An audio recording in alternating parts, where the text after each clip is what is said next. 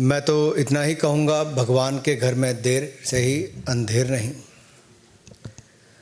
राहुल जी कहते थे दुर्भाग्य से सांसद हूँ, unfortunately I am an MP. So उनको जो एक दुर्भाग्य लगता था आज उससे भी मुक्ति मिल गई है। उनके साथ साथ वायनाड के लोगों को भी इससे छुटकारा मिल पाया। इतने लंबे समय से जो लोकसभा के सदस्य हों, ना कभी अमेठी के लिए 5 वर्षों में एक सवाल पूछ पाए 2009 से 14 तक, और इतने वर्षों में मात्र 21 डिबेट्स में भाग लेना तो अपने आप में दिखाता है कि वर्ष उतने हो गए लेकिन उतनी डिबेट्स में पार्टिसिपेट नहीं किया। एक भी आज तक प्राइवेट मेंबर बिल तो लाने की बात दूर, लेकिन अपनी ही सरकार में 2013 में ऑर्डिनेंस को भरे चौराहे पर फाड़ देने का काम और नॉनसेंस बोलने का काम ये श्रीमान राहुल गांधी जी ने किया। वो सदा अपने आप को संसद से ऊपर, सदन से ऊपर, सरकारों से ऊपर, देश से ऊपर और न्याय व्यवस्था से ऊपर समझते हैं। और इस सेंस ऑफ एंटाइटलमेंट की जो बात कही ये अपने आप में उन पर लागू होती है। अब एक बात पहले आई कि क्या 2 साल की सजा। देखिए मित्रों, 2018 में, मैं आपको 2018 में इसलिए लेके जा रहा हूं कि एसएलपी जब सुप्रीम कोर्ट में आई तो 2018 में उनसे रिटर्न माफी मांगी गई, लिखित रूप में माफी, और कोर्ट ने कहा भविष्य में सचेत रहना, ऐसी गलती मत करना। लेकिन 2019 में ही एक बार नहीं कई बार ऐसे झूठे आरोप तो लगाए ही।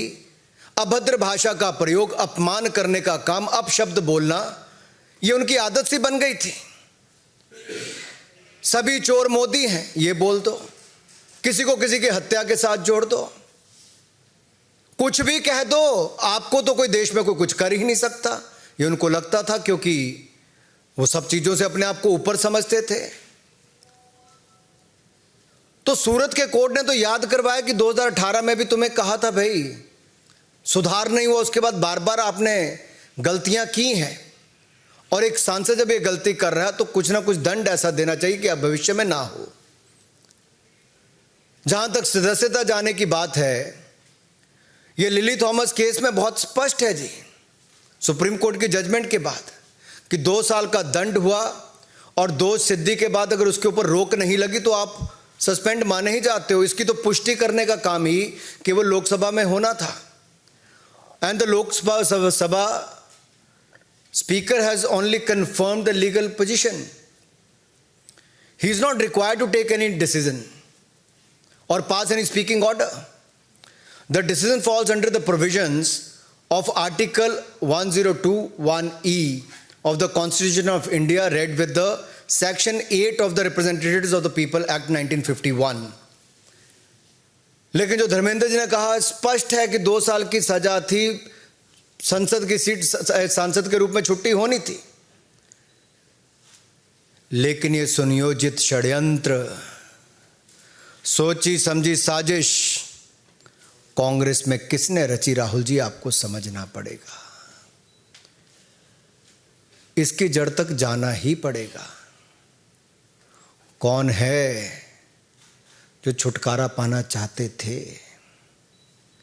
कौन है जो बैटरी ऑफ लॉयर्स कांग्रेस में? तो देखिए जी, राज्यसभा के सांसद और लोकसभा के इतने हैं जो बड़े नामी ग्रामी लॉयर्स हैं जी।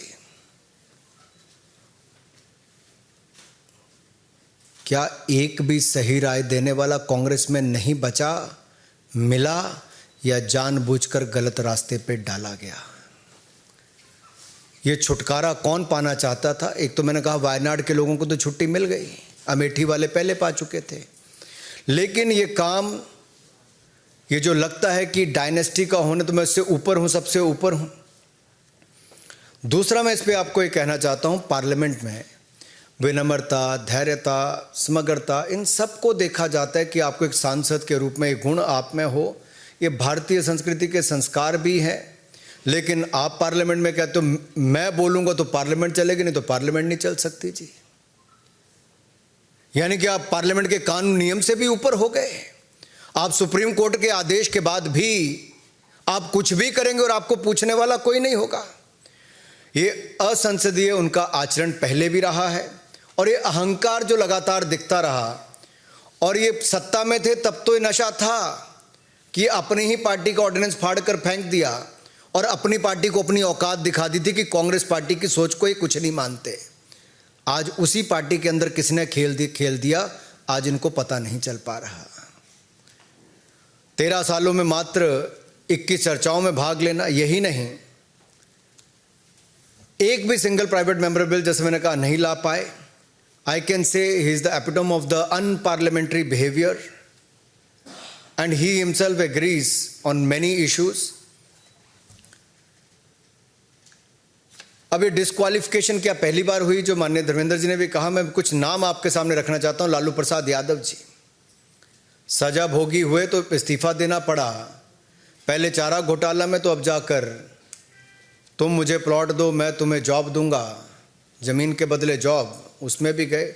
ऐसे नहीं, आज़म खान हो, मोहम्मद फैज़ल हो जो लक्षद्वीप के MP हैं, विक्रम सैनी, ऐसे बहुत सारे, लंबी लिस्ट है जी, जो सब ऐसे हैं। बट ये क्यों हुआ? राहुल जी की स्थिति क्यों आई?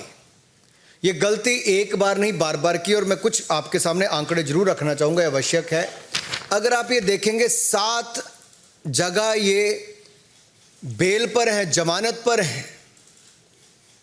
एक बार नहीं है जी, बार बार ये अपशब्द बोलने के लिए, अपमानित करने के लिए, झूठ बोलने के लिए जब मुकदमे इनके ऊपर किए गए तो कोर्ट में जाकर इनको वहां से बेल लेनी पड़ी। नेशनल हेराल्ड केस में भ्रष्टाचार में बेल अलग है, ये अवमानना के मुकदमों में भी देखा जाए तो जहां पटना कोर्ट में यही इसी विषय पर कि सब मोदी चोर हैं, जिस तरह की भाषा का उपयोग किया गया, उस पर इनको।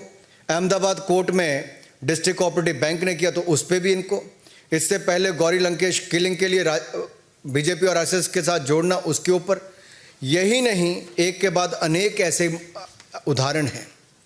सो in the end you could say Rahul Gandhi ji is a habitual loose cannon, and he thinks he can speak anything without ever facing the consequences.